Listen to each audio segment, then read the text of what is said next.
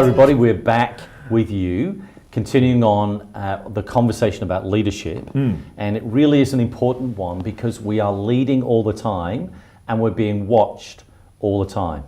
And if we understand these principles, and of course, you know, I'm touching on them at a very brief level, just to get you, provoking you to think. So when I've encouraged you about doing your strategic hour on a regular basis, weekly or minimum fortnightly, you can take these points away, re-listen to the podcast, re-listen to the thoughts, and take them deeper yourself. Or, of course, you can engage with me and I can actually work you through the whole strategies I have and the resources I have, both a profile tool, a skill builder, and a whole leadership 12-month program, which we can do. So there's multiple ways in which we can help you, but my passion is if you will take these thoughts away and dig deeper yourself, there's great material that you can get out of that, or work these through with your teams, pick them up in your staff meetings, have conversations collaboratively with your executive teams, whatever way in which you're doing that. And I tell you what, there is great resource within the people that you are working with. So let me encourage you with this thought. As leaders, we need to often have extraordinary strength. Listen to this. We often need to have extraordinary strength and persistence. Well, I would agree with that because quite often as a leader, they say it's lonely at the top. But I think when you collaborate with people, that's important. But I think the strength that I've seen in leadership has been the strength to be true to the mission of the business. Absolutely. And not get distracted. I'm often reminded of the Scandinavian Airlines story when they very first started. They were a low-budget airline. And one of the gentlemen came in and said, "Oh, we've just been told by the customers that they'd love a salad between here and here." And the CEO looked up from his desk and said, "Low-budget airline. Yes, we get that. But what they've said is they would like a salad from here. Low-budget airline. But the salad, low-budget airline, eventually, so we're not getting the salad. Low-budget airline." He had the strength to remain consistent and not be swayed. And I know in a lot of times in businesses, and I'm sure you get it, John, I know you don't do marketing, but you can, so will you? I met a sales coach today. I said, I don't do that. I know I can help, but I don't do that. No. I am not a sales coach, and so I know what I don't do. So if I have clients, I'm going to meet with Greg, and we're going to have a chat, get to understand what we each do, because we both work in the same area, but we're actually tackling the dynamic of small to medium businesses in an entirely different way, an entirely different structure. And we do need to have extraordinary strength and persistence, because the voices that come at us are loud and strong, or they appear to be loud and strong, and they appear to be persuasive.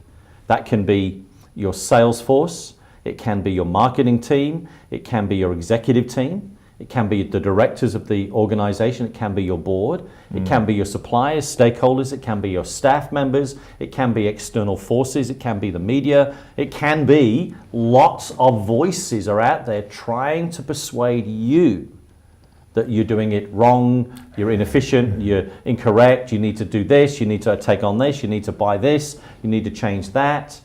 It takes extraordinary strength to know that the main game is the main game, and this is what we're about. I remember having to do that in an organization where it had drifted away from the main organization, and it was a good organization, and my job was to bring it back to the main game. So I was in there about a month, 2 months, and we then had to have the line in the sand moment. And so I had to bring that to the staff and say, staff, this is where we're going. And we want you to come with us, and we understand you've had some challenges in the past, and this is where you were. Recognize that, but this is where we are going. And within 2 weeks, 3 of the senior staff were in my office and resigning. Simply because we made it very clear this is where we were going. We wanted them to come with us, but they realized they wanted to be in that space. And they were enjoying that, and it was fine, but That was my job. And I think that is, what you're saying there is very true. Just because people are different doesn't make them wrong. No, not at all. It's very fine. If that's the world you want to play in, that's great. I'm smiling also because as you're talking about getting pulled and pushed, it reminds me of your other little analogy you call drift and distraction. Drift and distraction, oh yes. And that's, I suppose, where you need strength as a leader. Oh, absolutely. To prevent that happening on that daily, hourly, absolutely. military basis. Oh, absolutely. Drift, distraction, discouragement is always knocking on your door as a leader, because it wants to take you away from the main game, from the main purpose that you are about, and all those voices are clamoring at you. And that's why you need to have, as a leader, extraordinary strength, not arrogant strength, not authoritative or authoritarian strength, but extraordinary strength. Because let me tell you this, the research has been done that extraordinary, good to great leaders are humble. That is the research from Good to Great, the book, Good to Great companies, they discovered. So when I'm talking about extraordinary strength, I'm not talking about arrogance or authoritarian. I'm actually talking about you as a leader being a humble leader, but knowing who you are, knowing what it's about, applying these principles that we've talked about, and working them through. Now, it's like if you want to take this alone for you to work on for the next month, 3 months, and say, what does it mean for me when I'm challenged by the environment in which I am in and all the various voices that are coming at me? Where am I being challenged about me as a leader delivering extraordinary strength and persistence? And if you note that, say, okay, I'm challenged in that area. I'm not sure if I've got it right, which is okay. But I'm challenged in that area, so what do I need to do? Who do I need to talk to? What changes do I make? Or what allowances have I given that I need to bring back because I've allowed it to go too far? I remember when I was a younger leader, I gave one particular leader a role, delegated, but what I failed to do, this is really important, I failed to set boundaries and accountabilities. And they took their role seriously.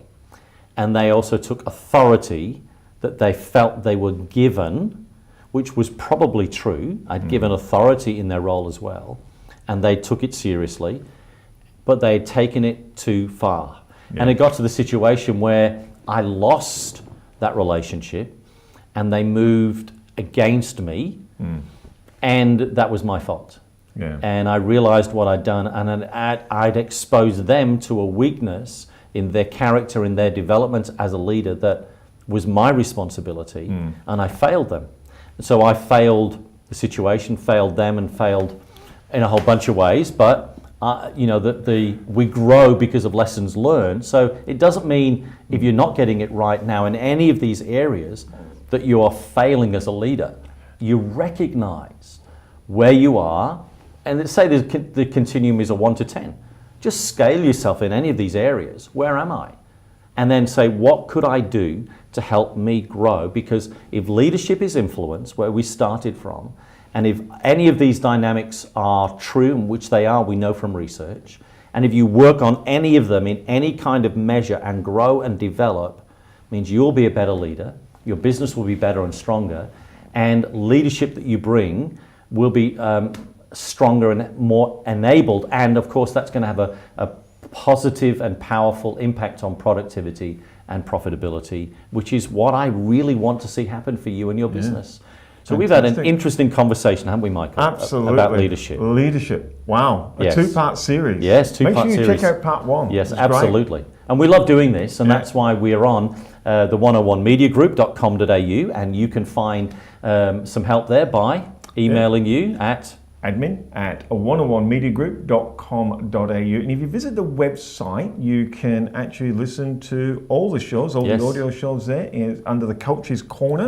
Because we believe it is coaching and... Absolutely. Mentoring. This is what I do all the time with people. I am doing this stuff on a daily basis with my clients. Or you can find me at my website, which is peakconsultancy.com.au. And you can email me, john@peakconsultancy.com.au, and we'd love to be able to help you. Because my motto is I want to help you climb the mountain so you can see the view. and it's a delight to be able to share with you, and we're looking forward to hearing from you real soon. Thank you so much.